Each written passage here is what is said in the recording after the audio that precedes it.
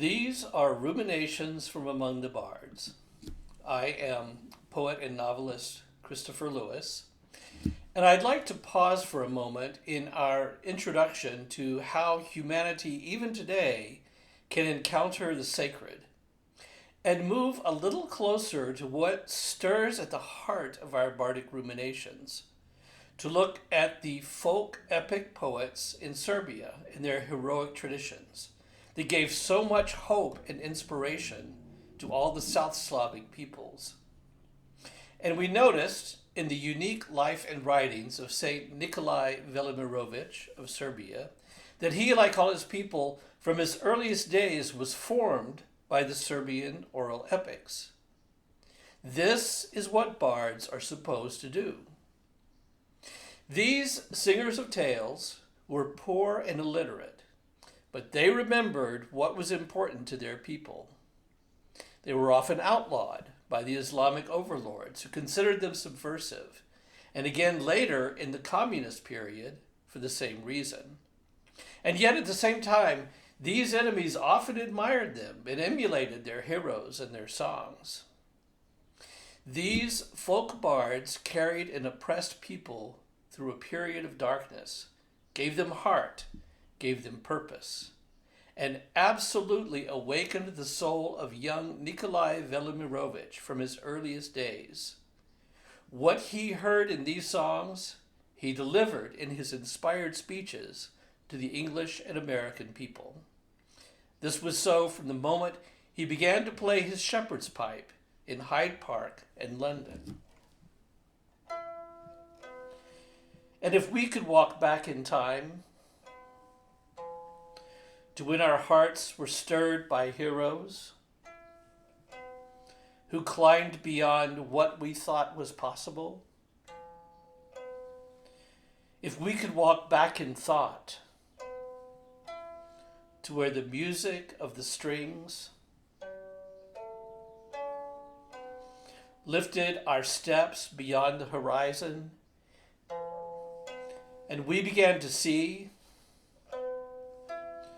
the truth of who we are in the origins of things. Slavic song tradition is as old as anything we know.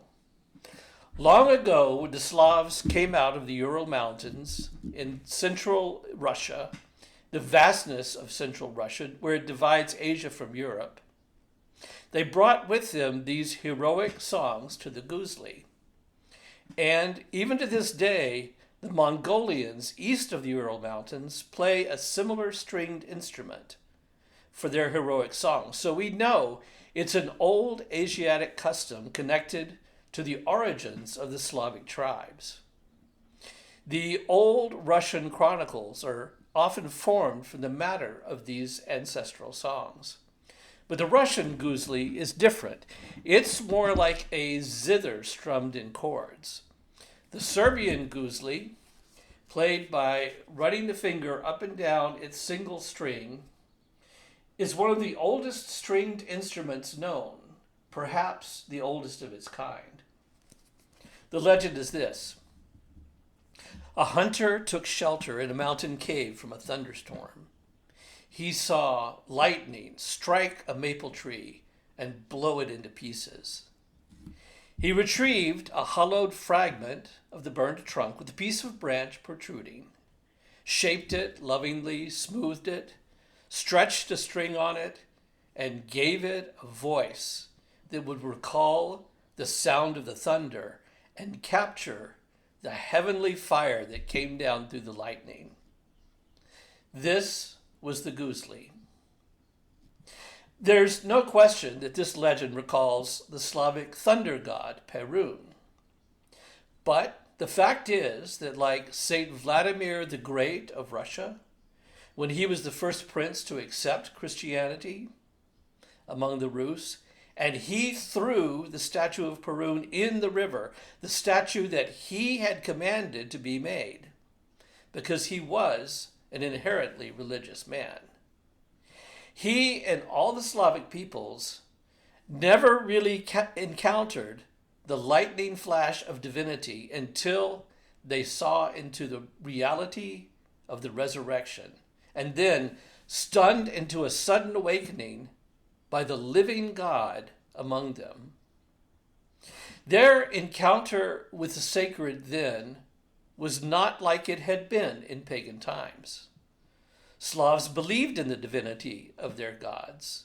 They also had experience with frightening demonic powers. You can see this in Nikolai Gogol's Ukrainian short stories. They believed that their poets could peer into the divine realms and inspire them. But seeing men and women made godlike in such a manner, this they had not seen before. And the evidence of this is in the song cycles of the Serbian people. All the many songs that the Serbian bards told, and there are many of them, center around the Battle of Kosovo, the struggles of the people and their heroes under Ottoman rule, the glory of the kings before the Battle of Kosovo, and even those recent heroes of Serbian independence. They're all cast in the light of Prince Lazar's stand on the field of Kosovo. This event of Kosovo Field is the centerpiece of their history, when Prince Lazar and his army stopped the advance of Islamic world domination, marching into Europe on the field of Kosovo. They sacrificed their Prince Lazar and his whole army, but damaged the Ottoman army so severely that it did not recover for a generation.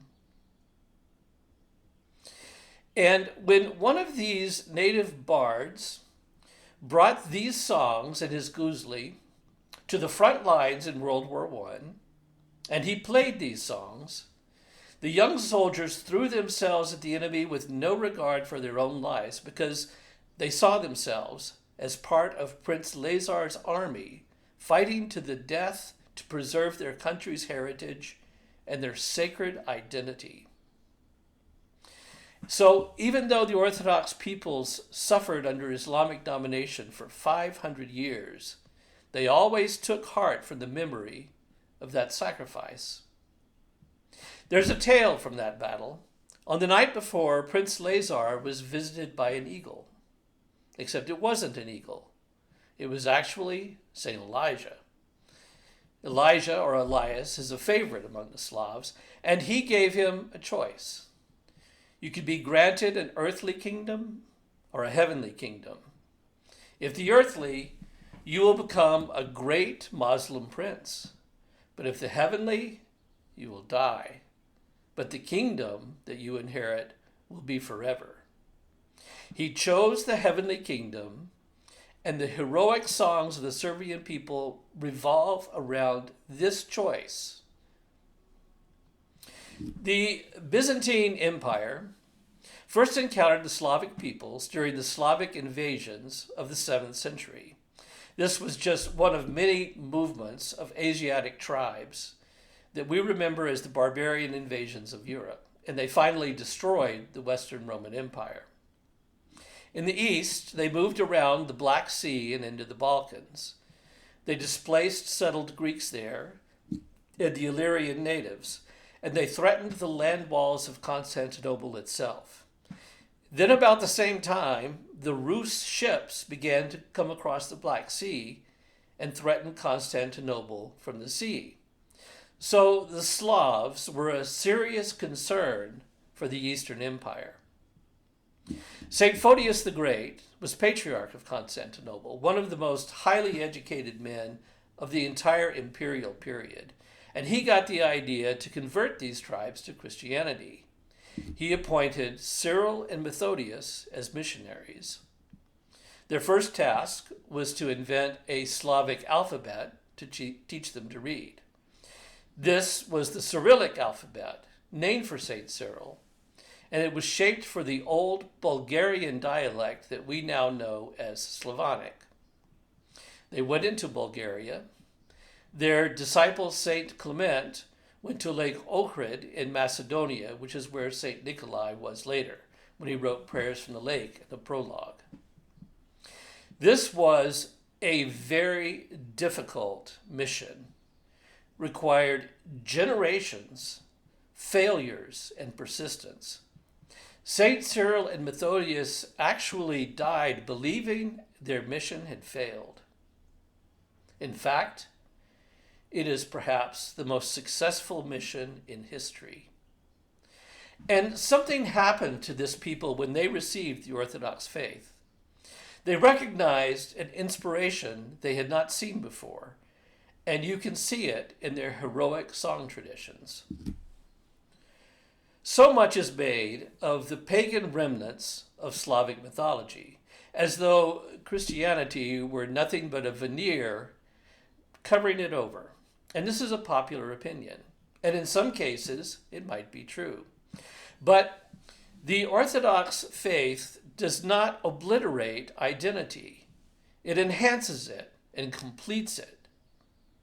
A better way to see how this tradition works is in the manner that a new nation is baptized. The existing culture is not destroyed. Everything that the mythology prefigures is now fulfilled beyond its highest expectation. The old ways remain, with the new faith grafted onto it, enlightened by it, and the blossom and fruit of that graft is of a different quality than before, incomparably superior.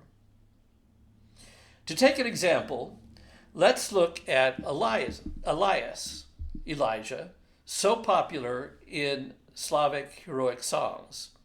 The Russians call him Ilya, and many will say, "Oh, Ilya." This is really the figure of Perun, hiding behind a Christian mask.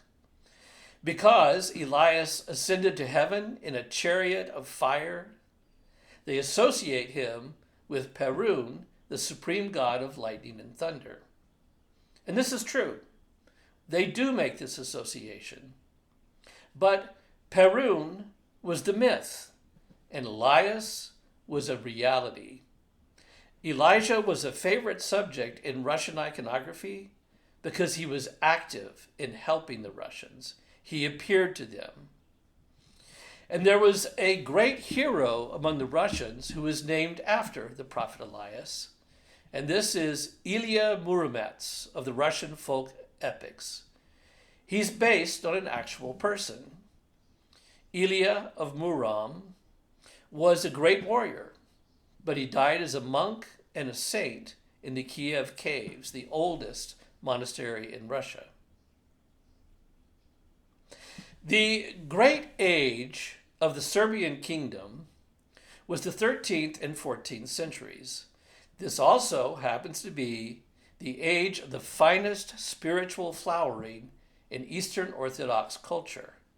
It was just after St. Gregory Palamas was able to show that the mystical experience of God as the uncreated light was not an illusion, which is what certain scholastic theologians were teaching, but in fact, the actual purpose of the Christian life from the beginning. That the created human person is able to take on qualities of divinity. This was what Christ himself had established, and it was the reason for his taking upon himself the nature of humanity. We have not yet talked about Hezekiah. We will spend some time doing this in later ruminations. Hezekiah literally means silence. It refers to the heart of Eastern Orthodox mysticism. It's a spiritual practice and a way of life that results in actual experience of God. To put it most simply, and perhaps rescue it of too many exotic ideas, it refers to prayer, but prayer taken very seriously. It's an effort that requires all one's concentration and will, and it's based on a faith in a God who is watching and who cares for us and is ready to give support to our efforts with power beyond human understanding. The sainted kings of Serbia benefited from the guidance of hesychastic monks, as did the rulers of early Kievan Rus. They ruled wisely and with compassion. They were ideal Christians. They built hospitals, churches, monasteries, and libraries. If you've ever wondered why so much of the highest artistic effort is put into churches and monasteries, splendid architecture, monumental paintings, gold-jeweled chalices and gospel books, beautifully woven vestments, the secular historians will tell you, well, this was to awe the people with the royal power of the rulers who contributed. Or they will say, well, these were the combined efforts of whole communities of people. And this is true, but it doesn't explain what both the rulers and the people were offering to their God. There's more to it. Because the experience of the living God is an experience of indescribable grace and beauty. There is no other way to express the effects of this experience than with beauty. And this beauty communicates God.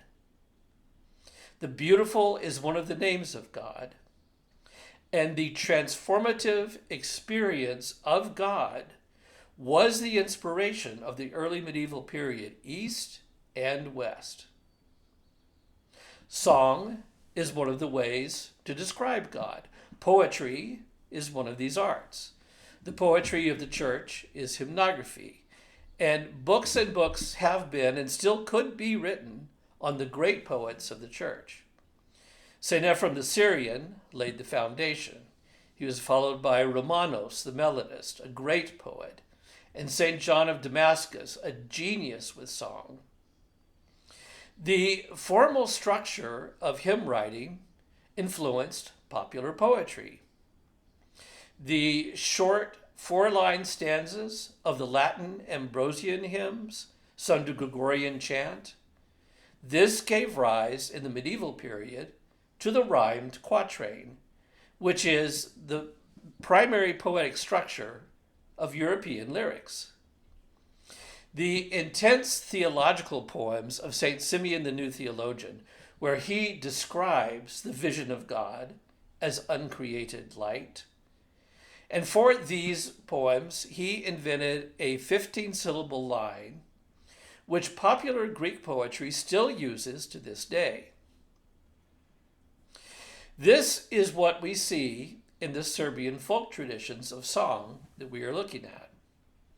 They use a regular 10-syllable line, very much like iambic pentameter, which is also 10-syllable, except where ours is iambic, theirs is usually trochaic, which means the accent is on the first syllable instead of the second. And the illiterate folk poets maintained strict faithfulness to these metrics. This English translation of Serbian folk songs, translated by Milne Holton and Vasa Mihailovic, preserves this rhythm, and a little bit later I'll give you a taste of how this works. I won't be using a guzli, but I'll try to demonstrate the rhythm in another way. But because this song tradition was so valuable to an oppressed people, the voice of the guzli and what it had to say, the voice of the heavenly lightning that stirred them for centuries, because this tradition survived into the turbulent 20th century, it was able to be studied. And two very capable Harvard scholars went to Yugoslavia between the world wars.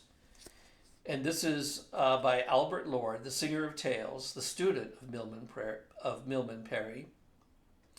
And they studied this. And they were able to use this living laboratory to show how the poets formed their songs, how they learned from each other in an illiterate culture. How does memory work? What is a word to an illiterate person? The poet does not memorize tales word for word as we think of it. They say they do, but the word to them doesn't mean the same thing that it does to us. A word is an idea that can be expressed by different words and in different ways. Each performance is a unique improvisation of the tale, and they made comparisons of the same tale by the same poet at different times and by different poets on the same tale. They sing in an established rhythm, but they carry in their memory episodes, tales, and a huge stock of what we call formulaic descriptions, which they alter according to the sung rhythm in the moment of performance. Now, if you think of Homer, and all of the times that he mentions the wine-dark sea in many different ways, or he mentions how now dawn spreads out her fingertips of rose, or now Aurora arises from her Lord Tithonus' bed. These are formulas which are used again and again, but not repeated in the same way. And when looking at Homer, using this method that they developed, what do you think they found? Maybe 30 to 60% of the matter is built up from these formulas. Actually, in places it's closer to 90%, but it's so skillfully done that you don't notice. This is what we find in Beowulf, in the Song of Roland, in El Cid, and many medieval songs that were originally oral. So the Homeric cycle, then they realized, and we realize this today, it would have been a huge cycle of tales. And we just see pieces of it. We see pieces of it in the Iliad, but we know that in the Iliad there's mentioned other pieces that are not developed there. For instance, there's references to the Argonautica, which is another cycle of tales, much, much older. Not until the Aeneid do we even hear about how the Trojan War ended. Well, we know that that cycle existed long ago. So the poet Homer would have known all these tales, and he would have sung the Iliad and the Odyssey many, many times. So this is a very high art form requiring long training and practice. It's the result of generations of skilled singers practicing and handing on their craft. It shows how tales survive and are passed on from generation to generation, what changes and what is preserved, how these changes arise, and how they preserve the essential story. One thing is clear. When we speak of illiterate people, we associate illiteracy with ignorance. We don't give enough credit to their incredible capacity for memory. When poets invoke the muses, and we'll study this art of invocation a little bit later, they don't invoke books and letters. They invoke memory, the mother of the muses. Human culture was passed down for an awful long time, for thousands of years, without needing a written language to preserve it. The mind is deep, even without the knowledge of writing. And actually, when we assume that humanity was ignorant until enlightened by writing, isn't it possible that when we began to rely on writing, we lost a great capacity for memory? Anyway, it's likely that letters and picture writing originated not as an aid for memory, but as a way of peering further into the universal secrets of signs and symbols.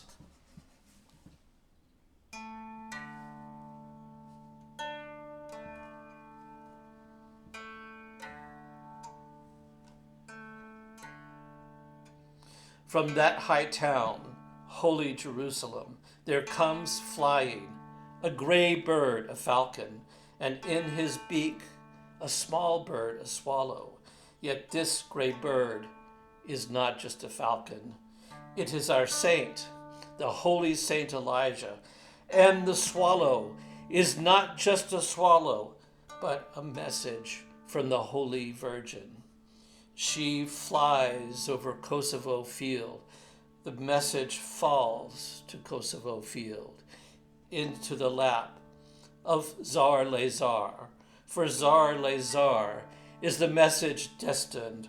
O Tsar Lazar, prince of righteous lineage, which of the two kingdoms will you embrace? Would you rather choose a heavenly kingdom, or here instead an earthly kingdom?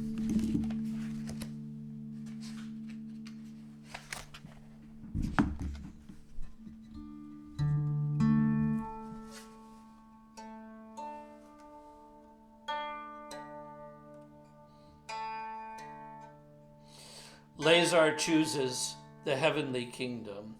He refuses the earthly kingdom here. So he has built the Church of Kosovo. He does not build upon a marble base, but on pure silk and costly scarlet cloth. He calls to him the Serbian patriarch. Beside him stand 12 great Serbian bishops. The whole army comes to take communion.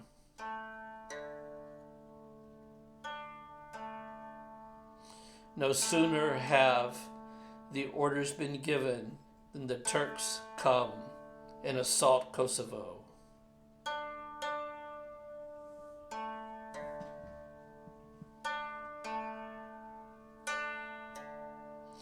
Now Lazar falls, the Serbian Prince Lazar, and with him falls the whole of his brave host, his 77,000 men.